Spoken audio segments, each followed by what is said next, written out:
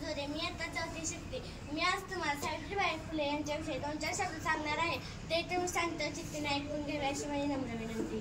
सावित्रीबाई फुले आज 3 जानेवारी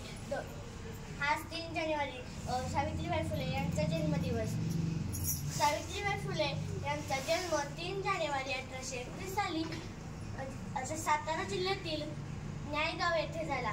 त्यांच्या वडिलांचे नाव खंडोजी व त्यांच्या आईचे नाव लक्ष्मीबाई असे होते व तसेच त्यांच्या पतीचे नाव महात्मा ज्योतिबा फुले असे होते. सावित्रीबाई फुले ह्या शिक्षिका होत्या. सावित्रीबाई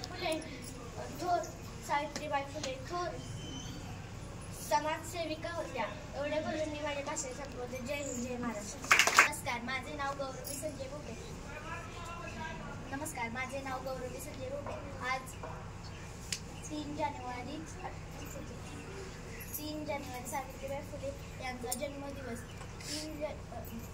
त्यांचा जन्म 3 जानेवारी 1831 साली सातारा जिल्ह्यातील नायगाव येथे झाला. त्यांच्या वडिलांचे नाव खंडोजी नेवसे व आईचे नाव लक्ष्मीबाई असे होते.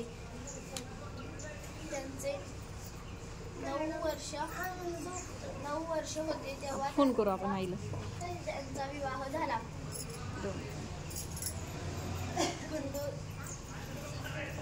ज्योतिबा फुले यांनी त्यांना लिहायला वाचायला शिकवले. नमस्कार मित्रांनो, माझे नाव गिरीश अंबुरेटे. मी आता 3री शिकत आहे. माझ्या शाळेचे नाव जिल्हा परिषद प्राथमिक शाळा थापवून. मी आज सावित्रीबाई फुले यांविषयी काही 2-4 शब्द सांगणार आहे. ते तुम्ही शांत चित्ताने ऐकून घ्यावे अशी माझी नम्र होती. सावित्रीबाई फुले यांचा जन्म 3 जानेवारी 1831 साली नायगाव या गावी झाला. त्यांच्या वडिलांचे नाव खंडोजी असे होते. त्यांच्या आईचे नाव लक्ष्मीबाई. सावित्रीबाई फुले यांनी मुलींसाठी पहिली शाळा सुरू केली. त्यांना पहिला मुख्याध्यापिका म्हणून ओळखले जाते. एवढे बोलून मी माझ्या 2-4 शब्द महाराष्ट्राची दिव्य ज्योती नमन. माझ्या सावित्रीचं आज आहे त्यांची जयंती. महाराष्ट्राची दिव्य ज्योती त्यांची आरती नमन आहे. माझी सावित्रीचं आज आहे त्यांची जयंती. नमस्कार, माझे नाव मनस्वी सागर कुंभार. माझ्या शाळेचे नाव जिल्हा परिषद प्राथमिक शाळा मुली.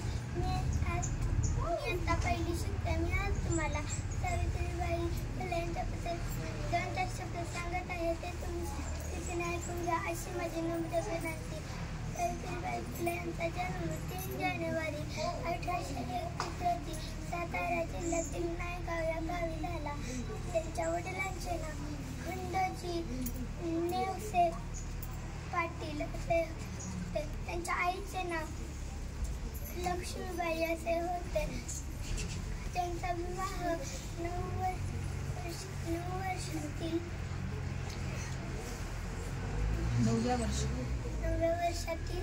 9व्या वर्षी थोर ज्योतिराव फुले यांच्याशी झाला.